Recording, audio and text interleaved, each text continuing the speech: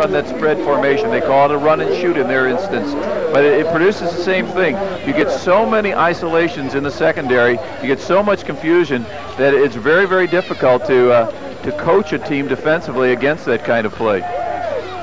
And of course it all starts in the offensive line, because we haven't seen McCluer in the face of Gerwitz at all. And you got to, Demetrius Alexander had all day to throw that football. Yeah, he did, and we said he could throw the ball earlier when we saw them out there on the side. This was somewhat of an onside kick almost. They kept it low. It was recovered by the Comets. Number 53, Eric Jefferson, covers up the football, and the Comets take over with 1:25 to go in the half. See, he looked left, and then he found Williams coming across the middle. You saw the little frustration from Ward because he knew he was open as well. But probably easier to throw to the receiver coming across to you. Hey, watch the sweep pass! Comets are at their own 34. Everybody on the sideline yelling, watch something else, like you're supposed to be able to cover all these situations defensively. Just play deep and keep the ball in front of you. Hinkle unloads to no one. It would appear that Ryan Ray might have run the wrong pattern, as the pass fell several yards short of him, and he had to be the intended receiver out there in the flat. Well, I counted 5 black jerseys that time in the face of Hinkle. And you've got 5 guys defensively in your quarterback's face. That means somebody on the line of scrimmage hasn't done their job. In this case, the entire offensive line. That wasn't a screen, but it sure set up like one with a rush.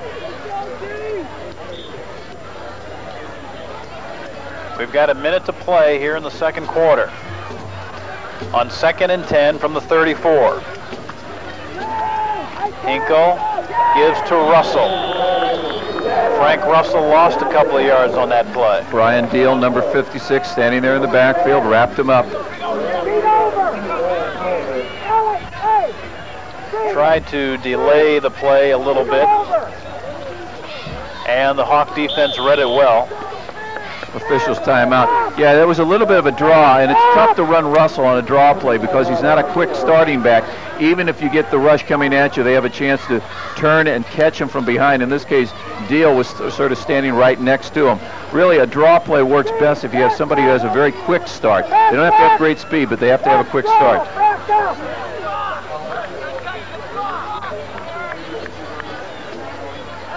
Clock will start, and for all intents and purposes, we might be looking at the last play of the first half, depending upon what the Comets do here, but we've got 30 seconds to do it in. Long count by Hinkle. They want to go to the halftime with the score no worse than it is.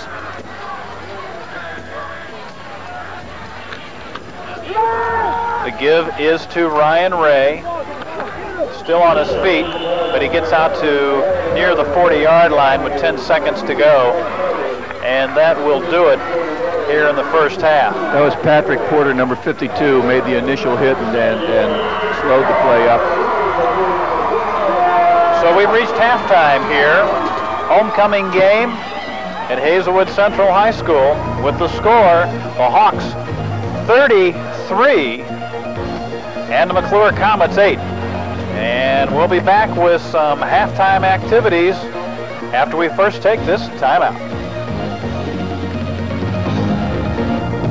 Would run the right return, get to the sideline, and then Mays with a good foot speed takes it the distance, and that sort of broke it for McCluer as far as the first half was concerned. What kind of adjustments do you see the coaches making at halftime, Dan? I don't think we'll see as much of the 8-ball formation from Hazelwood Central because they will want to see some of this clock run. McCluer, on the other hand, has to make a decision. Are they going to air it out throughout the entire half, or are they going to go back to their offense, see if they can get Klein back into the game, and then make a decision? The Comets will be kicking off to the Hawks to start the second half here. Frank Russell will be doing the kicking. The one thing, of course, that Hazelwood Central cannot do is they cannot turn the ball over. You can't fumble a kickoff. You cannot put the ball up in the air where it can be intercepted. You have to make them play the long field. Joby Mays, along with Julian Smith. You want to try an onside kick just to get things excited early? I don't know. I think that I would say if I'm head coach Mike Miller at this stage of the ball game, I do not want to kick it short to start the second half. Mays and Smith are both deep. The kick is low, not exactly onside, but definitely on the ground, and it's picked up there by Mays.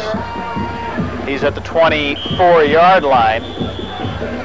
Or excuse me, I said Mays. Sean Williams on the return, and Sean Williams gets the ball out to the 24-yard line, and that's where the Hawks will start the second half. And let's check the formations and see what Hazelwood Central, what Norm Ryan has decided he wants to do with his offense. We really haven't had the opportunity to call a Steve Ward or a Brian Callier too much on the, and they come out in the 8-ball. They run the spread. Somewhat surprising. 33-8 lead, and quickly Jerwitz on the keeper going around the right end. Still on his feet, driven out of bounds. No, he's still inbounds. Clock continues to run. Jerwitz slightly shaken up on the, no, more than slightly shaken up, I think. He looked like he may have injured a shoulder or something on the play, Dan. Remember, we said he is the third man they've gone to as a quarterback. So this is a team that they really cannot afford the injury. He seems to be more angry than mad. It's tough to tell exactly what's wrong with him, but he will stay in the ball game. Good pickup on the play of 6 yards. It'll be second down and 4. The ball's the 31. This time the pass to Alexander, and Alexander is stopped behind the line of scrimmage. Similar play to the option play from Alexander early in the first half that led to a touchdown. Similar, except for the one thing, that Eric Jefferson, number 53, was an eyelash away from taking that for a touchdown. He was right there. The ball just went over his hand. You look at Jefferson right there.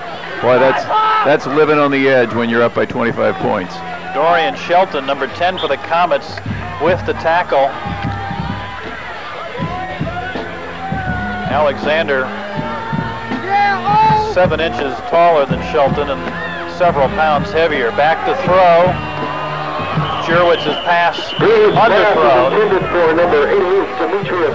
And he took a hit from Lucas, so if he was, check that, yeah, it was Lucas who made the hit on the play.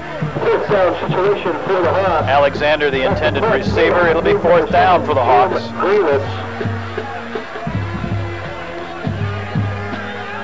Gerwitz is still shaken up. There he is. I'm going to guess it's a hip. I'm going to guess that he landed on his hip, and that's where the soreness is. Yeah, it doesn't appear to be the upper body after all, but he takes the snap, kicks it away. Ball takes a bounce, picked up by Harris. Torrance Harris takes it across midfield for the Comets.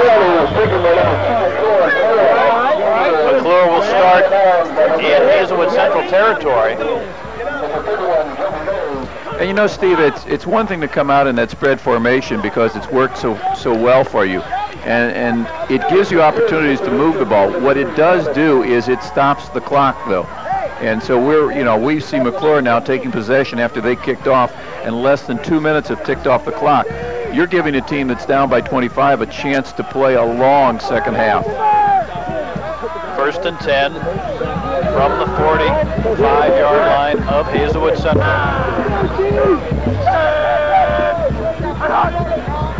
Hinkle with a long count draws the defense off sides, apparently.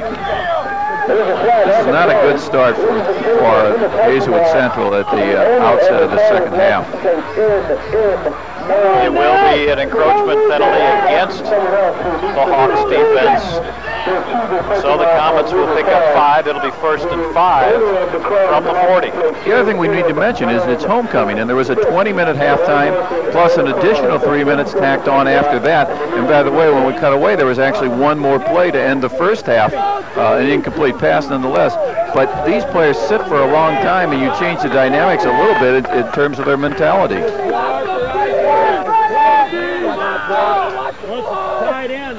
First and 5 to go.